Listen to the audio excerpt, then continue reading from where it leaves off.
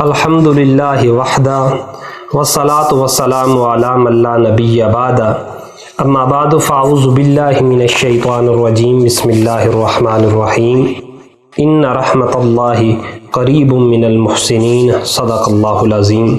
معزز ناظرین، اللہ رب العزت نے قرآن مجید فرقان حمید میں ارشاد فرمایا کہ جو لوگ نیک کام کرتے ہیں تو اللہ کی رحمت ان کو محروم نہیں رکھتی۔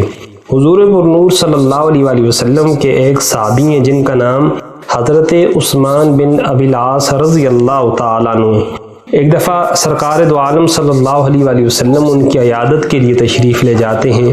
حضور دیکھتے ہیں کہ وہ بہت سخت بیمار ہیں اور جسم میں طرح طرح کے درد وہ نمودار ہو گئے ہیں اور طرح طرح کی بیماریوں نے ان کے اوپر حملہ کر دیا ہے۔ رسول اللہ صلی اللہ علیہ وآلہ وسلم نے جب اپنے صحابی کی حالت دیکھی تو حضور پر نور صلی اللہ علیہ وآلہ وسلم نے ان کو ایک وظیفہ ارشاد فرمایا۔ حضور نے کیا ارشاد فرمایا؟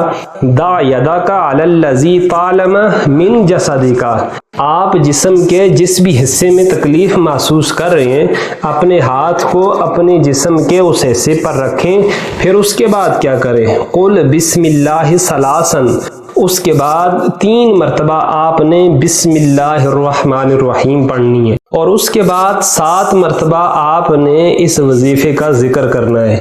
یہ دعا، یہ وظیفہ کیا ہے جو رسول اللہ صلی اللہ علیہ وآلہ وسلم نے حضرت عثمان کو ارشاد فرمایا یہ کلمات کیا ہو؟ اعوذ بعزت اللہ وقدرتہ من شر ما اجد، یعنی 7 مرتبہ اس دعا کو پڑھنا ہے۔ اعوذ بعزت اللہ وقدرتہ من شر ما اجد، اس کا معنی کیا ہے؟ میں اللہ کی عزت اور قدرت کی پناہ مانگتا ہوں ہر اس بیماری کے شر سے جو میں محسوس کر رہا ہوں۔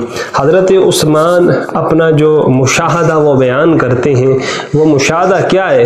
فرماتے ہیں ابھی رسول اللہ صلی اللہ علیہ وآلہ وسلم کے منہ مبارک سے میں نے یہ الفاظ سنے، ان الفاظ کے سننے کے بعد اس وظیفے کو جب میں نے دہرایا، ترمذی اور نسائی میں یہ الفاظ زائد ہیں۔ حضرت عثمان کہتے ہیں کہ جس وقت نبی کریم صلی اللہ علیہ وآلہ وسلم نے یہ عمل بتایا اور وہ عمل میں نے کیا تو جتنا بھی میرے جسم کا مرض تھا، درد تھا، وہ سارے کا سارا ان کلمات کی برکت سے دور ہو گیا۔ اب حضرت عثمان کا عمل کیا تھا؟ وہ کیا کرتے تھے کہ اپنے گھر والوں کو، اپنے بیوی بچوں کو، اپنے خاندان والوں کو یہ کلمات، یہ دعا سکھایا کرتے تھے اور یہ ارشاد فرمایا کرتے تھے کہ تم میں سے جس کسی کو بھی جسم کے جس بھی حصے میں کوئی درد ہو یا کوئی بیماری ہو تو ان کلمات کا، اس وظیفے کا، اس دعا کا ورد کر لیا کرو۔ اللہ پاک ان کلمات کی برکت سے تمہاری ہر طرح کی بیماریوں کو دور فرما دیں گے۔ اللہ کے نبی صلی اللہ علیہ وآلہ وسلم نے اپنی امت کو قرض کی ادائیگی کے لیے وظیفہ بھی ایک عطا فرمایا اور ایک دعا بھی حضور پاک صلی اللہ علیہ وآلہ وسلم نے ارشاد فرمائی ہے۔ آج کل قرض کی بیماری یہ بالکل عام ہو چکی ہے۔ ہر دوسرا شخص کسی نہ کسی کے قرضے میں ہمیں مبتلا نظر آتا ہے اور اس کی وجہ سے پریشانی اور مصائب میں وہ اپنے آپ کو مبتلا کر لیتا ہے۔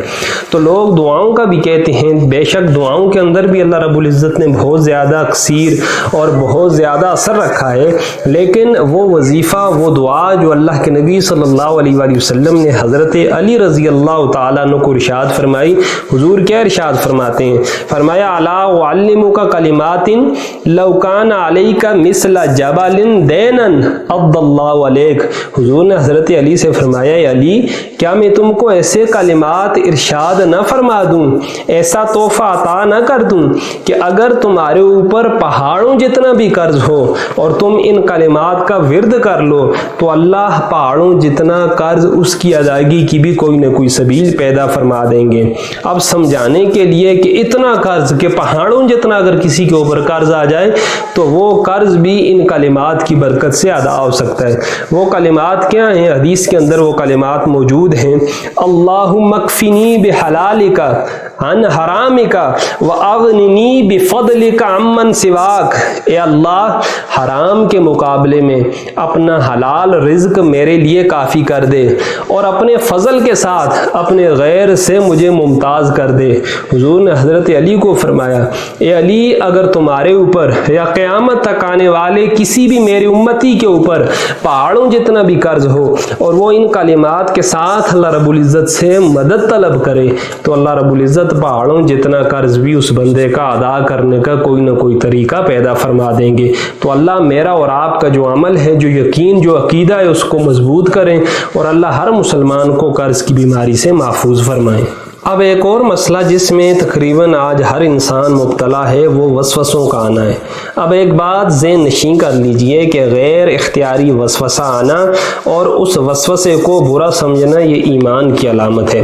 حضرت ابو ہریرہ رضی اللہ تعالیٰ عنہ آپ فرماتے ہیں، ایک دن آقا علیہ الصلوۃ والسلام کی بارگاہ میں حضور کے کچھ صحابہ آئے، عرض کرنے لگے، اے اللہ کے نبی، ہم ایسی باتیں اپنے دل کے اندر محسوس کرتے ہیں کہ ان باتوں کا بیان کرنا ہم بہت بڑا گناہ سمجھتے ہیں، ہم بہت غلط کام سمجھتے ہیں۔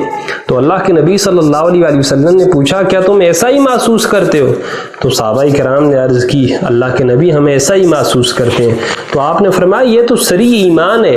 اب یہ تو صریح ایمان ہے، اس سے مراد کیا ہے؟ اللہ کے نبی صلی اللہ علیہ وسلم اس سے کیا سمجھانا اپنی امت کو چاہتے تھے؟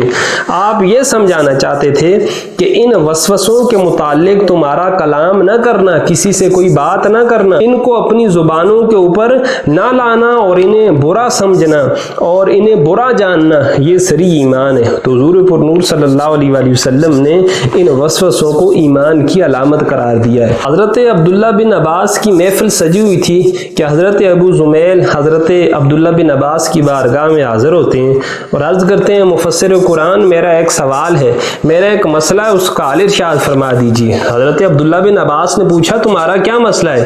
عرض کرنے لگے عبداللہ بن عباس، مجھے وسوسوں کی شکایت ہے، اس کے متعلق آپ کوئی دعا، کوئی وظیفہ ارشاد فرما دیں۔ تو حضرت عبداللہ بن عباس نے فرمایا کہ پارہ نمبر 27 سورہ حدید، اس کی آیت نمبر 3، هو الاول والآخر والظاہر والباطن وهو بكل شيء علیم، فرمایا اس آیت کو کثرت کے ساتھ پڑھا کریں، اس آیت کی برکت سے اللہ رب العزت آپ کے سارے وسوسوں کو دور فرما دیں گے۔